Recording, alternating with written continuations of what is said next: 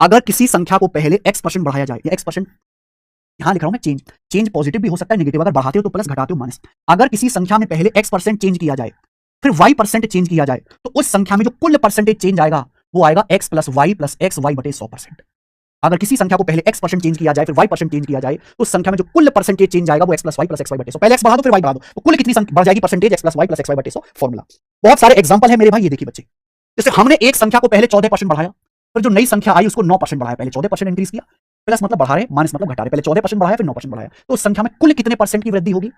तो 14 plus 9 plus 14 गुणा 9 बटे 100, 14 प्लस 9 23 आ जाएगा, 14 निम्मा 126 बटे 100 1.26, 23 में 1 जोड़ूंगा 24.26% आ गया भैया, यानी कि वो संख्या 24.26% बढ़ जाएगी। अगर मेरे भाई मैं पहले एक संख्या को 20% बढ़ाता हूं फिर 7% घटाता हूं तो वो संख्या में कुल कितने परसेंट का चेंज आएगा? तो घटा रहे हैं तो देखो माइनस रखना है, फॉर्मूला वही है x plus Y plus X Y बटे 100, लेकिन यहां y की जगह आपको माइनस का 7 रखना है, तो 20 माइनस 7 माइनस 20 गुणा 7 बटे 100, 20 माइनस 7 आ जाएगा भाई 13, और 20 सत्ते 140 बटे 100 करेंगे 1.4, 140 बटे 100, 13 में से 1.4 घटाएंगे 11.6%, तो संख्या 11.6% बढ़ जाएगी। बोलो हाँ, ठीक है? केशव देखने कमेंट्स क्यों नहीं आ रहे? अब आप ये बताओ मेरे भाई इसका क्या आएगा, ये तो आप कर ही लोगे। ये बताओ अगर किसी संख्या को पहले 8% घटाया जाए फिर 15% घटाया जाए तो संख्या में नेट परसेंटेज चेंज क्या होगा बताइए? अगर हम एक संख्या को पहले 8% कम करते हैं फिर 15% कम करते हैं तो संख्या में कुल कितना परसेंटेज चेंज आएगा?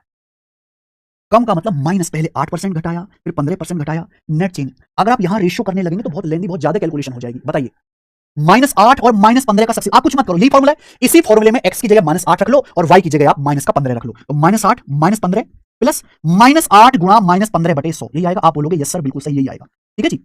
अब -8 और -15 कितना आएगा? माइनस का 23।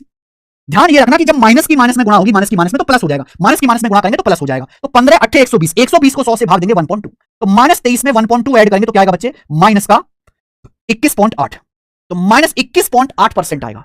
फाइनल जो आंसर आया है वो माइनस नेगेटिव आया है। अगर फाइनल आंसर नेगेटिव आया है तो इसका मतलब क्या हुआ कि वो संख्या पहले से 21.8% कम हो जाएगी, यानी कि संख्या में जो नेट परसेंटेज चेंज आएगा वो 21.8% डिक्रीज होगा मेरे दोस्तों, कम हो जाएगी, माइनस।